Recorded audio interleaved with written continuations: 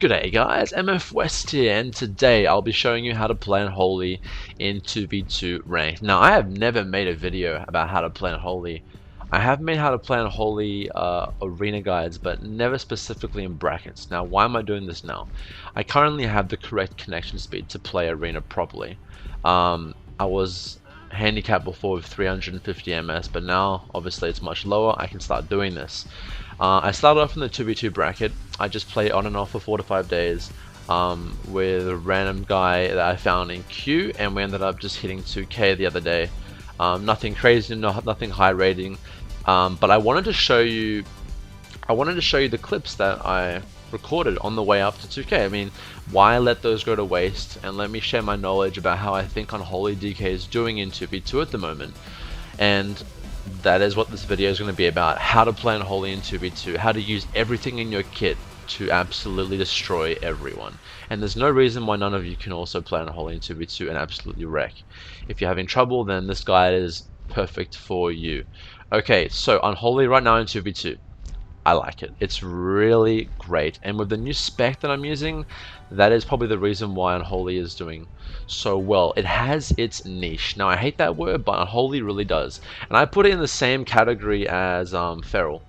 We do amazing pressure, pretty much unavoidable damage. I mean, a healer can try and dispel your virulent plague dot, but I just gave away the spec. But honestly, guys, we can just keep reapplying it, and they're wasting the spells. So amazing pressure, okay, and disgusting control. Our control is this out of this world disgusting. If you play it right, you can interrupt and stop a healer or a mage or any caster for that matter 5 times, okay? It's disgusting. So why is Unholy so good at control? Our pet is the main reason for our success in that category. It makes up for our lack of mobility, everything. I mean, sure, our mobility still sucks, but if you play with your pet correctly, you're gonna be so disgusting in arenas, and healers are just gonna want to tear their fucking hair out because you're so much of a nuisance. Now, so Unholy, great damage, pressure, and great control. Now, this guide is mainly going to come down to how well you're using your pet in arena. You can go into an arena and just let your pet attack and just ignore his abilities, and you will not get far. You need to be using your pet really well. Now, I actually have a guide on how to use your pet, guys. I will be covering a bit how to use your pet in this video, but I really recommend you watch this guide. I go through how to use your pet, how to control your pet, and this is essential for you becoming a better player and a better Unholy Death Knight. To be honest, guys, it's really important that you learn how to control your pet. I cannot emphasize that anymore. If you want to do well in PvP in general, this has to be, you have to improve. I'm sure a lot of you are like, have just ignored your pet and you're kind of stuck at the rating that you're at, and that is, your pet is the answer, guys. Controlling your pet, it is absolutely the answer. So before I get into the actual spec and everything, I'm just going to show you a few clips about Unholy this season in a nutshell, and how and why I think Unholy is so strong. So just a few clips to show you guys. Let's get right into it. And here we are, guys. First clip's going to be a Disc Priest and a Survival Hunter. I'm basically using my haste buff from Storypit to apply necrotic strikes, and look at the enemy team. They are just in utter turmoil. I made the Priest pain sub, I switched to the Hunter, apply necrotic stacks. He has the turtle. I switched back on the Priest, locked that Shadow Mend, and as you can see, the pressure is too much, and every game ends up like this if you're playing it right. If you're making sure that you're interrupting casts, you're applying necrotic strikes to both targets. Here we're playing against Wrestler Shaman Rogue, and now I'm going to interrupt the Shaman's heal, and I'm looking to get my pet in a position to interrupt the Shaman's next heal.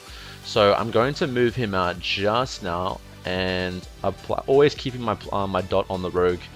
I'm going to move my pet there now, and then I'm waiting for him to actually jump before I death grip him, and then I'm going to interrupt his cast with my pet and get the execute. Your pet is so important for getting executes, guys. You can interrupt him into a stun, and that's going to be it. Same here, Holy Paladin is going to move away. I'm going to pull my pet back and then interrupt his cast with my pet. Unfortunately, he gets his heal off, but now my interrupt's going to be up soon, so I'm going to interrupt his next cast, boom, and then I'm going to put him into a 5-second asphyxiate, and he has to bubble. It's only been a few minutes into the arena, and just lining up my interrupts and CCs, he has already bubbled. And that's how Unholy is right now. If you can manage to line up your stuns and CCs, you're gonna absolutely tear apart healers. And unless the DPS is not interrupting you or CCing you in any way, they're so fucking screwed. It's just, and in between all your CC, you're applying necrotic strikes, you're reducing the healing that they are able to do on themselves. It's really strong right now in 2v2, I have to admit. So those are some of the clips, guys, that I wanted to show you, just showcasing to you how Unholy is right now, how it's performing, and what makes it so strong. So let's get into the actual spec, okay? Alright guys, now that you've seen those clips, let's talk about the actual spec. Now, there are quite a few different specs that people are using. There are people that are using the one that I recommended in the PvP guide. That is a very basic cookie cutter kind of spec, but it isn't the best right now. The reason being that this spec actually brings a lot more damage and overall pressure if you know how to use it correctly. Alright, so the first row is so important. This is the row that decides which spec you basically go with. And the one that I'm using it just screams pressure. Ebon Fever, guys. It's gonna make your virulent play hit like an absolute fucking truck. It's gonna make healers' life miserable. It's gonna make them go so fast, and it's disgusting right now. A lot of people, now there is a big, there's a disparity between which talent to pick in the first row. It's between Ebon Fever and All Will Serve. At higher ratings above 2.2 and 2.3k, the enemy is not stupid. They will go and kill your pet, and it's not easy for your healer to keep your pet up. All Serve stops that from happening and will allow your pet to always be up, and they will just forget about your pet. And that is something that you have to take into consideration, but I can guarantee you, up until 2.2k, no one gives a shit about your pet. Smarter people will target and cleave and kill your pet, which basically takes away half your kit. So that is something you have to make sure you let your healer know about. But for the time being, Ebon Fever is really strong, and if you can manage to control your pet and not get it, allow it to not be killed, then by all means, Ebon Fever. Otherwise, if you're finding trouble with your pet surviving, All Will Serve. But the build does revolve around Ebon Fever, to be honest, guys. Alright, next, I love taking Blighted Rune Weapon. Allows you to make easy swaps, apply wounds on the target, and for you to burst as soon as possible, and it lines up with Dark Transformation. Go-to talent. Now, this next tier is what everyone's like, what? Unholy Frenzy? What the hell? Why would you pick that? Guys, holy shit, it's not busted. No, it's not busted. It's strong. It's very strong talent right now, okay? With the current Death Coil buff, Death Coil is hitting like crazy, guys. It's hitting upwards of 500, 600k crits in Arena. Now, it's very strong. And how the build works is, this build, you apply necrotic strike stacks, and when the stacks are up, you spam your Death Coil. And Unholy Frenzy makes it that you will keep proccing Sudden Doom procs. You're going to get so many procs, you're not going to want to know what to do with the Death Coils. And I know I always preach about Clawing Shadows is great against casters and range. Yeah, it is. And then maybe some instances where you're playing against Mage Priest where you will have to take Clawing Shadows because you can't connect. This build's weakness is its ability to connect with the target. If you're against a class that can kite you very well, both the DPS and the healer, you're going to have to take Clawing Shadows, because Unholy Frenzy is great against melee. It's great against classes that you can stick to, okay? So that is up to you and what you're playing against. It's all situational, but guys, Death Coil damage is insane, okay? And your attack speed as well. You're gonna be attacking so fast. Amazing talent, and I will show you with the clips how good this is. Next, Asphyxiate. It's a must-have in 2v2. It's your 5-second stun on a 45-second cooldown. Links up with Grip, allows for amazing pressure to be made. You can Grip stun the healer every 45 seconds, which will force a trinket or a cooldown in most situations. Go-to. Corpse Shield. Go-to. There's no debate about that. Maybe you can debate if you're playing against a mage taking Spell Eater, but even then, this is a 1-minute cooldown with like a basically 400 to 500k absorb shield. So yep. Next, Infected Claws, very strong. Necrosis, it's alright. The change to how much runic power Death Claw uses now, I don't think Necrosis is anywhere near as strong, because you're not going to be getting as many empowered Clawing Shadows out, so Yeah, having your ghoul transformed all the time is very strong, but Infector Claws is too strong. There's so many tactics you can do with Infector Claws. You're cleaving targets. You can send your pet to attack. You can send your pet off to attack the enemy healer and develop stacks, and then swap on the healer and just Solar Apocalypse his ass because he has 4 or 5 stacks. So, yeah. And Vasper finally, Soul Reaper. It just makes the 21% haste buff makes applying necrotic strikes so easy, and in some instances I've put like 6-7 stacks in a matter of like seconds because of how crazy the haste is. You can swap off, go onto the DPS and apply even more necrotic strikes. It's insane, guys. Amazing, amazing, amazing talent. Dark Arbiter, way too predictable above 1500 rating. Like, even at 1500, even at 2k, even at 2.2k, the higher you go, it's going to be so easy for them to see you just pop Dark Arbiter. I'm going to respond by CCing that Dark Arbiter, or losing it behind a pillar, or even bloody killing it, popping a defensive. Yeah, so, no. Defile, nah. In many instances, no one's going to be standing inside of it, and for you to remain stationary inside of it and gain the mastery buff, it's just not ideal for arena. Maybe for PvE, unless you're playing against I mean, unless they're stupid enough to stand in it, or you're playing against 2 melee, I just don't see the reason why you'd take it over Soul Reaper. Alright guys, on to talents. So, if you're an Orc, Relentless. There's no other option, guys. It's disgusting. It really is disgusting right now. Otherwise, Medallion, obviously, if you're not an Orc. Next up, if you're playing against Mage Priest, Warlock Priest, any range classes, obviously, you'll take Reinforced Armor. Otherwise, you're playing against a melee, Sparring. Now, next line is pretty important. Okay, so if you're playing against Warrior and Resto Druid, for example, most people would just take Kadover's Pala because they don't know how to use Dark Sim, and obviously Anti-Magic Zone is not going to help you against the Warrior. Dark Sim is really important, guys, and learning how to use this ability is pretty crucial in becoming really annoying in PvP. So, scenario, your warriors, your healers just got stunned by the warrior's hammer, and the druid's going Cyclone. Unfortunately, you can only interrupt so many cyclones. They will eventually be able to get it off. Honestly, if your healer's being caught out each time in a bad location, then that's your healer's fault, but you can take advantage of those spammable CCs. Dark Simming a druid as he casts, or before he casts Cyclone, is huge.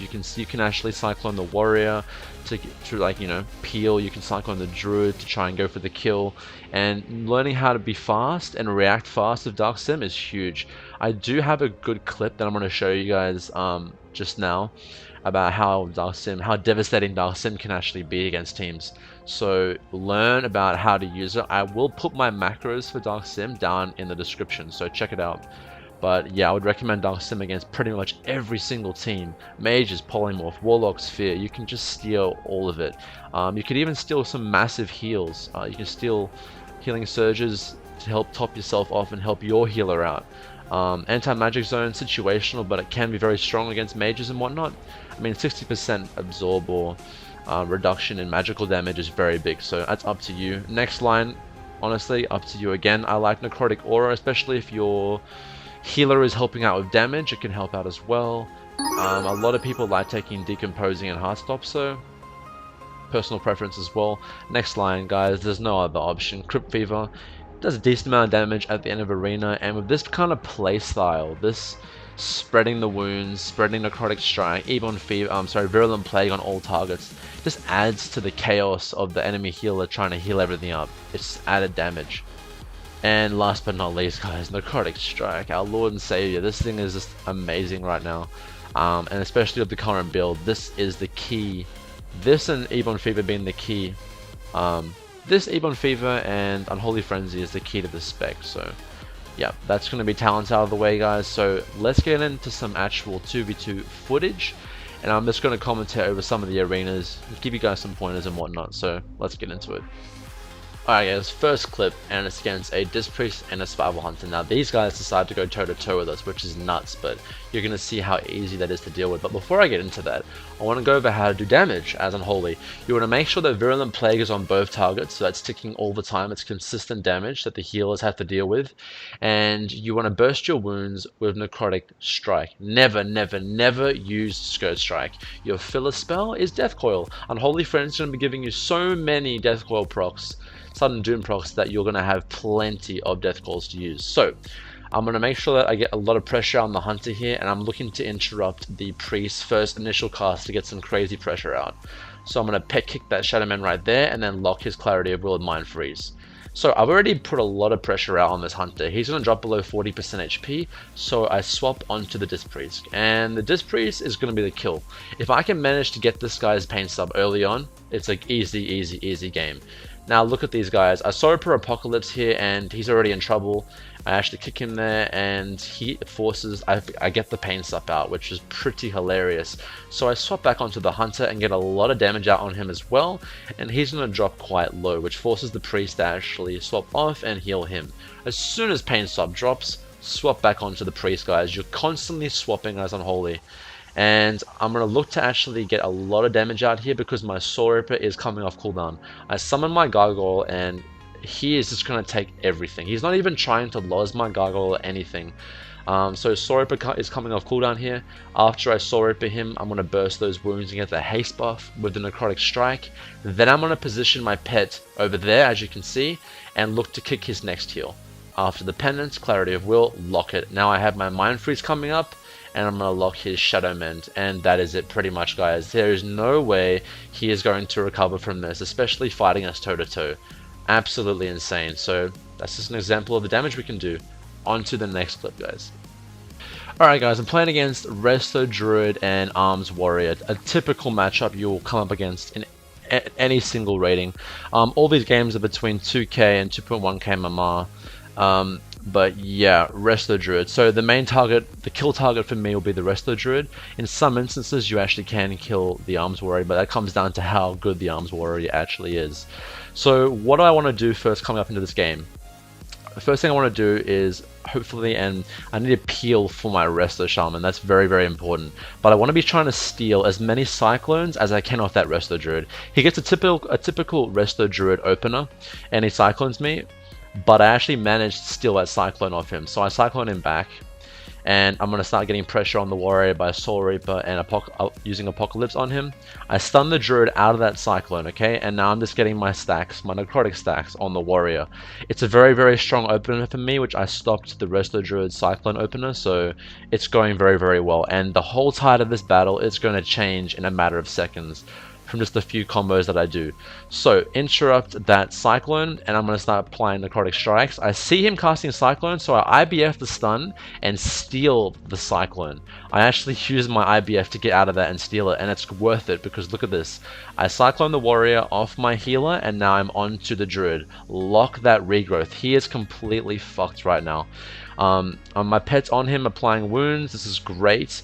And my Gargoyle is also hitting him and open, so I actually stun that Entangling Roots because I had no way to interrupt it, and I need to save my Death Grip for exactly that situation. You need to save your Death Grip for when they blink. So right now I've just countered him at every single point. He is completely effed. I lock that next regrowth with my pet stun, with my pet interrupt, and it's just downhill for this guy. This game is over. I completely outplayed him at every single point in turn in the game, and the Warrior's only going on me now. It's way too late. Way too late. And I forgot to mention, halfway in between that arena as well, my healer got a Hex on the Druid as well, so that's what made him trinket, but overall, that is a perfect situation of how Unholy can play in an arena. Stealing Cyclones, using your IBF to actually get out of a stun and steal a Cyclone to put on the Warrior to get to peel for your Resto Shaman. So, without further ado, let's get into the next clip. Okay guys, Beastmaster, Holy Paladin. I showed a short snippet of this clip before, but I want to show you guys the full clip. I start off by trying to go on the Hunter, which proves to be almost impossible.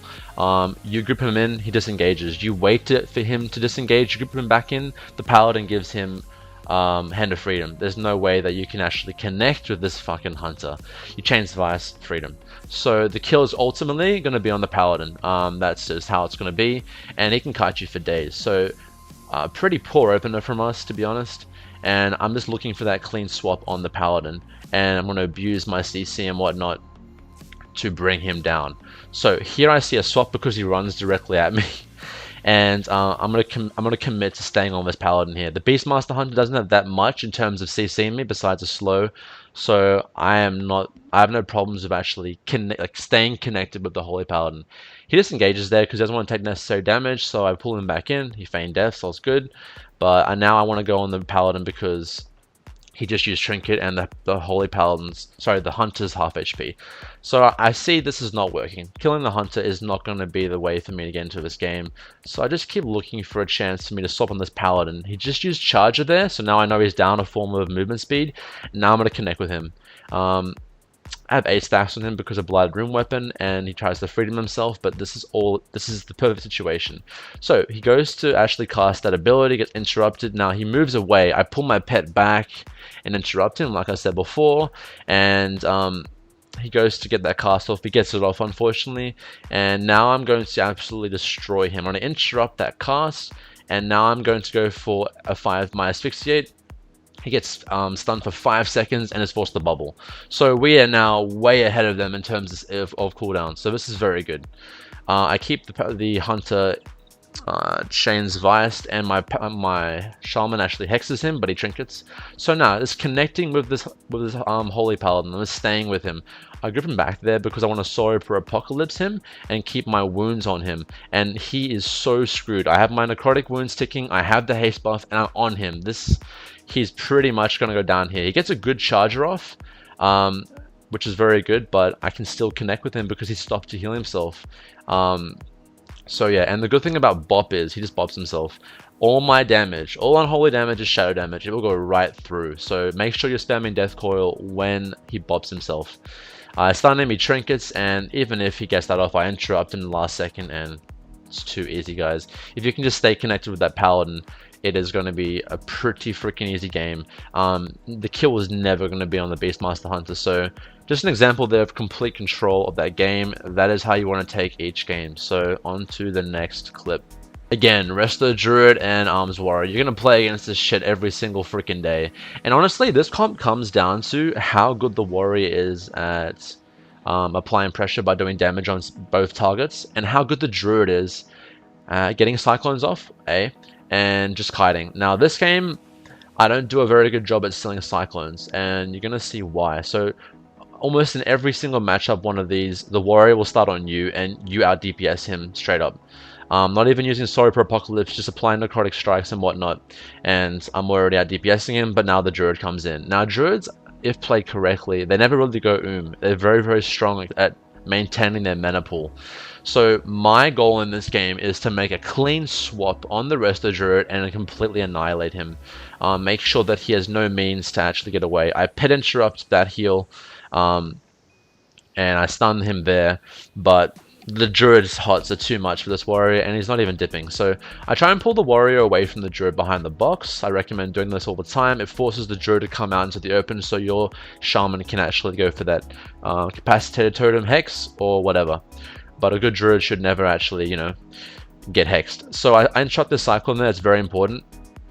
And I'm honestly just going head to head with this Warrior right now. He pops Retaliation there, which is, I think, a very poor retaliation. I grip that heal in, but now he can just get away, and there's no way I'm catching that Druid, so I stay patient for that swap. I stay patient, and I still have Gargoyle. I want to make sure when I use Gargoyle that it's out in the open. He's not losing it, because remember, a Druid can just lose behind a box. The Gargoyle will not get his cast off. Here I make the swap. The Druid runs back in to try to get the heals on the Warrior, and I make the swap. So basically all you want to do here is get your necrotic strikes out. That screws the rest of the Druid up so bad. I Sorrow Pit and use necrotic strike to pop the wounds. I Dark Sin him to see if he actually tries to cast Cyclone, but he doesn't. And this Druid is getting absolutely effed. I interrupt him, and now I'm going to do a max range Death Grip, and he is completely screwed. Gargoyle actually finishes him off right now. Now it's just a clean swap that I was looking for. Simple as that. Druid is not skilled by any means, but that is how devastating a swap by an Unholy Death Knight can be. And if you position your Gargoyle to make sure he gets off all his casts, so the Druid is not losing it behind a pillar and whatnot. So that's going to be the last clip, guys. So I'm pretty much going to sum up the video now and give a few pointers and directions to videos that I have that can answer your questions. And there you have it, guys. That is going to be my Unholy 2v2 guide for patch 7.2.5 and probably 7.3. In terms of am I going to push my rating even more in 2v2? I mean, maybe. I'm not a huge fan of 2s, to be honest. I think it's really underbalanced. And the season's coming to an end, and I haven't done any 3v3 whatsoever. I've been pretty busy. It's my last semester of uni, so it might be tough, but I will try and push the rating a little bit more, get some videos for you guys. But I definitely want to get stuck into 3s before the season ends. That's very important to me, because I definitely have the means to do it, you know. So please tell me, did you guys enjoy the video? Did you guys enjoy the kind of style of commentary? I'm definitely willing to do more videos like this. I know in the past a lot of people have loved the commentary, so please let me know down in the comments if you enjoyed it. In terms of my key bindings, my macros, go check them all out. I have a video, just go to my videos. It should be like one of the most 6 recent ones. What else do you guys want to know? The pet control management also in the description, and I will put my dark sim macros in the description as well, because they won't be in my recent macro guide. But yeah guys, I hope you guys enjoyed the video. Follow me on social media, Facebook and Twitter, MFWest WoW. Also my name is MFWest on Twitch. I do stream. I'm still figuring out the time schedule, but at least you guys can go follow me and whatnot. So have an awesome day guys. Unholy for the win, and peace. Give it a thumbs up.